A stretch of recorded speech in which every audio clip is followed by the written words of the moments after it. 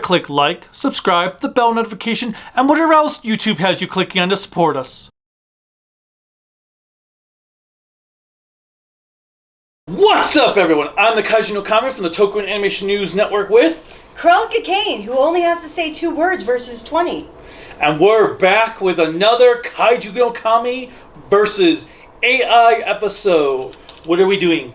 So we're going to start off with the best Ultraman series. So, Ultra Action. Okay. And the reason I chose this is because, admittedly, we just finished Taiga. And this episode is brought to you by the Little Golden Book of Jaws. If you ever want to read a children's book about a horror movie that makes it wholesome, read Jaws from the Golden Book franchise. I'll actually be doing a video to read this book, so you'll see that sometime in the future. But yes, big shark, little boat. Terrifying, right? Okay. But, alright, so Ultraman is a pioneering... Well, what is our AI list? So this is going to be the best, that made the most impact. For episodes or series? Series. Okay. We're just going to go series. I don't want to go too far into episodes today. And apparently, Ren has decided he wants to do something under the table. He's chewing on some cords. Oh, great. Get out of there. Ren likes to chew on cords. You can come up here, Ren. You can be a part of the show. Okay, well. So, a little bit of background of what the AI has told me. Ultraman, a pioneering tokusatsu series, has a rich history with many series, some of which stand out as particularly notable. Here are some of the best Ultraman series acclaimed for their storytelling, special effects, which is the meaning of tokusatsu, and impact on the franchise. So, unlike the Doctor Who, this is going to kind of go back and forth. Some current, some past, and we have a total of 10. Alright. So, do you want me to go from 10 to 1 or 1 Whichever. to 10? Okay, I'll just start with number 1 then. So, first one is Ultraman from 1966 to 1967. 1966, my mom was 7 years old. I was not even a glimmer in her eye.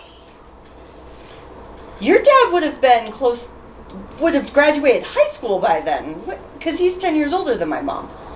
49, so he would have been 19. 17. Oh, yeah, 17. So he wouldn't have graduated high school. But he would have, and your mom would have been almost finishing up with 7th grade. No, because she's 5 years younger than your dad. Is it only 5? That's what I thought. Oh. He apparently only knows his dad's age, not his mom. I don't understand that. Well, she never talked about it really. But, so, for anyone who is not aware of what Ultraman is, the synopsis that the AI has given me is the original series that introduced the iconic Ultraman who battles giant monsters, Kaiju, and extraterrestrial threats. The impact on the franchise is that laid the foundation for the entire Ultraman franchise and is beloved for its pioneering special effects and classic monster battles. Now, have you watched all of the live-action Ultraman series? Yes. We just finished Taiga, which means I have watched all the series. So, with that said, do you think it's fair to put the original... Well, yeah, absolutely, because it all started because of that. Well, sometimes the original doesn't mean it's one of the best, it's just the foundation. Well, no, but it did also start it. So, do you want to know what number 2 is, or Sure. do you want to guess what AI is going to say for number 2? Well, it better be Ultra 7. So it is Ultra 7, the second series from 67 to 68. Well, technically third because Ultra Q counts. Well, it doesn't. So I will just give you a spoiler. It does not include Ultra Q in here. Okay. So, second series in the franchise featuring the titular Ultra 7 who defends the Earth from alien invaders and monsters. I kind of feel like the synopsis of all the series are going to be they fight aliens and monsters. Has there been a big dynamic change from that core element? Well, Ultra 7 actually did have kind of a difference. Okay. Because usually Ultraman would be sometimes it's aliens, sometimes it's monsters. Mm-hmm. Ultra 7 was all aliens and they brought the monsters. Okay. And so Ultra 7 was an alien invasion of the week story every week. But also 7, the other part is it didn't do the same formula as Ultraman. Because Ultraman was typically, towards the end of the episode, Ultraman comes in and fights the being and then they're done. Ultra 7 had it that sometimes he would only transform in the middle of the episode and not the end of the episode. Because sometimes they would finish the conflict with a monster or something in the middle, and then they had something else they were dealing with in human form at the end. Also, he wouldn't always just grow big. Sometimes he would stay human size, sometimes he would shrink down to go in someone's body. Oh, so we get that journey. Fantastic Voyage. So the impact that they have from AI is known for its darker and mature themes compared to its predecessor and is celebrated for its engaging storytelling and unique design. Because didn't they forget the little... Well, they didn't do a color timer on him. His weakness was halfway through the show, they block out the villains block out the sun, which starts to drain his energy. So then the rest of the series, he's a bit weak. He gets weaker as the series progresses. So for number 3, we're going to jump forward 30 years into the future. To Tiga? To Ultraman Tiga, which is set in a new timeline where Ultraman Tiga features a new Ultraman, with the ability to transform into various forms to combat ancient monsters. So I have a question here before I read the impact from the AI. Is this the first Ultraman where the titular character does have different battle forms? Yes. Okay. So the impact says a significant reboot that revitalized the franchise, introducing modern special effects and storytelling, and is praised for its character development and exciting battles. Well, I will say this is one of the few Ultraman series, and I've watched a number of them, but one of the few that I've watched that's older. Mm-hmm. And when I say older, not in the 2000s. Well, I'd say that's probably the oldest show you've watched all the way through. Yes, and so the character development was significant from what I saw for all of the characters involved, and it was impressive because I personally didn't feel it was talking down to the audience. Well, then everybody got an episode or two to shine. Actually, everyone got at least 2 episodes. So number 4, Ultraman Gaia, 98 to 99. Okay. Features 2 Ultramen, Gaia and Agul, who battle what? Monsters and aliens. I'm tending to see a theme, which should be the case. What? But he fights monsters and aliens? I know. And I thought in that series he was just fighting pollution. I will get back to that. But Impact, known for its complex storylines and character relationships, as well as its exploration of themes like friendship and rivalry. So, before I get to the pollution, what do you think of friendship? Well, it's because a ghoul was a new type of concept in there, because they hadn't done like a rivaled Ultraman character. They've had series that had other Ultramen in there, but they weren't fighting against the main character at the start. Oh. So he was the first anti-hero. For a little bit, yes. And so why do you say pollution? Well, I know Gaia means mother Well, Earth, because the whole series was based on repairing the Earth from all the pollution caused by people.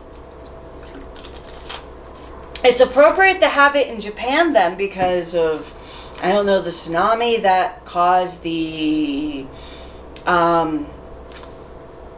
reactor, the nuclear reactor Wasn't that meltdown. 2011? It was later, but thinking about the nuclear reactor meltdown then, other things that happened with the sarin gas attacks. So, the number 5, because I need to get it out, is actually what I remember is the first Ultraman series you had ever had me watch. Because it was on Crunchyroll at the time. Okay. Ultraman Nexus. No, that was not the first. We watched Orb first. Did we watch Orb first? We did Orb, then X, then Ginga. Wow, okay. Then Nexus. Wow, so, okay, never mind. I stand corrected. So this synopsis, I'm going to skip the monster part. A darker and more serialized entry in the franchise, following a new Ultraman who battles, yes, monsters, and an enigmatic organization. Which I do remember because this was one of the few Ultraman series that was progressive in its story, where even some of the modern series, except for Blazer, because I felt like Blazer did that a lot at times, but it was almost very little filler and everything was based on the main story. Yep. So I was pretty impressed with that. What do you think of that being middle of the road on this list? Well, I agree with that. I mean, it's middle of the road because it is a middle of the road series because it got canceled, so... Oh, it did get canceled? Yeah. Oh. We lost 13 episodes from its cancellation. And how many episodes aired? 37. Oh, wow. So, okay. And I wonder, was it because it was serialized more like an adult show versus a kid show? No, the thing is, they made the series for the adult audience. But because Gundam, they decided to put Gundam Seed Destiny in the evening time slot. They had put Nexus in the children's time slot because they lost the time slot. They were originally going to have Gundam's Nexus air at night, and when Sunrise announced they had a new Gundam Seed show, the network said, you know what, we're going to do Gundam instead because that will make us more money. So they put Nexus in a children's time slot. And children wouldn't get this show. Maybe I have that reversed. So they ended up putting it in a different time slot, and kids weren't really enjoying it because... Okay, this is the one, like, Ultra 7, I've only seen sporadic episodes in the new review, and I was surprised that was made for kids, too, but... But yeah, so Nexus wasn't appealing to kids, but adults were enjoying it, but because they weren't getting the ratings and the toy sales needed, they moved it to a time slot for kids, but by then kids had already tuned out. Well, yeah. And adults... Well, whatever. Whatever it was. They changed the time slot, and they lost their audience completely from it. Okay. Now my mind's like, bleh. So, number 6. A series that I've heard you bitch about a little bit. Ultraman Dyna. The successor to Tiga. Featuring a new Ultraman that also could transform into different forms. Impact continued the success of Tiga, known for its engaging action scenes and strong character development. Do you agree or disagree with this one? I will slightly disagree because I don't think Dyna is a good show. Like, great. It's not horrible, but it's pretty boring, and I do not like the main character. Yes, there is some character development in there, but a lot of it doesn't work because some of it's saved for the tail end of the show. Mm-hmm. Because suddenly, in the last few episodes, the one female lead is suddenly in love with Shin, even though none of that was developed. Oh wait, his name is Shin Asuka, isn't it? Oh, God, because you and Silver Quill would go on and on and on about the reason why the show sucks, because it's a sequel, like Gundam Seed Destiny, that had the main titular character named Shin Asuka. Mm-hmm. Okay, then we're going to move on, because I watched the newest Gundam movie, and I have seen the movie. Whatever. So, number 7. This is one I like, but since I haven't seen them all, I can't comment outside of him being hot. Ultraman Orb from 2016. This is actually the newest Ultraman series on the list so far. And basically, the main character is Ultraman Orb. I think you know by now what he's going to be fighting.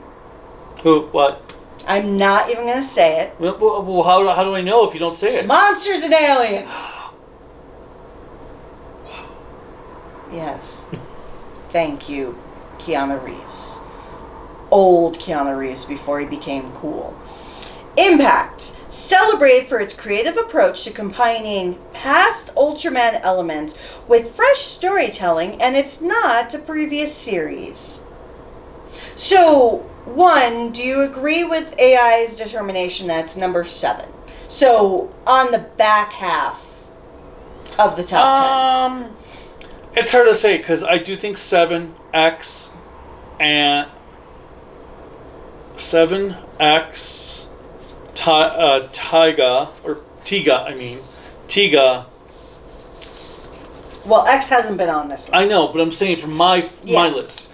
Orb would be in the middle as well. So, yeah. So, number 8 is going to be one of the newest series that has come out. I will promise you right now, it's not Trigger, it's not Decker. Sadly, it's not Blazer either. So it's Zet. Yes. Ultraman Zet from 2020. It features him, who partners with a young man and battles against new and returning monsters. No aliens, apparently, in the synopsis. So, are there no aliens? I know there are, I'm kidding. But it's praised for its high-energy action, engaging characters, and its homage to previous Ultraman series. Now, I will admit, one of the arguments that you had about this series, and some that preceded it, and those that, mainly a lot more that preceded it than that followed it, but there was a lot focused on classic Ultras, giving them their power rather than focusing on the Ultra itself. There is that. But do you think it's fair that it's in the top 10? I mean, I guess so. Wouldn't be in my top 10, but I can see why. It also had an impact because it was the first show to actually be streamed at America. In America at the same time it was airing in Japan. Fair. So it has that advantage. And I will say it probably did have the last truly amazing, wow-inducing episode of Ultraman in it. That's with the Ultra 7 aspect, right? Or no, Ultra Q? Yeah, the Ultra Q one with the Cameraman. That was kind of a pseudo-sequel to the original Ultra Q episode. Which when we watched this, because we also watched it with Silver Quill, and I think... we watched it with Crystal, we watched it with, Advent Nebula, yes. Okay, somebody different, because remember, it was during COVID, so Silver Quill was not coming over. Well, yeah, because he has elder parents that he was uncomfortable with, which I respected and appreciated. But when the three of us were watching it, Advent and I were completely lost because you're like, oh my god, it's a sequel to Ultra Q! And we're like, cool. It's a weird, runny spaceman that we took from that Godzilla movie with the American dude. And then I showed you the Ultra Q episode a few days later. Yes. So, going on to number 9. I'm going to be curious about your perspective of this. Ultraman Roop. centers on two brothers who transform into Ultraman Rosso and Ultraman Blue.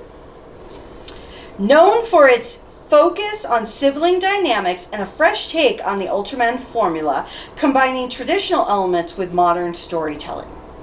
Now, I will admit this probably has your funniest evil villain character ever, because you find every way to muscle in his name. Ultraman Noir. Ultraman Noir, Black Schwartz. Yeah, it's just... My Schwartz is bigger than yours. All it is saying Ultraman black, black, and black. He's just saying black 3 times in different languages to make it seem cooler. But it works.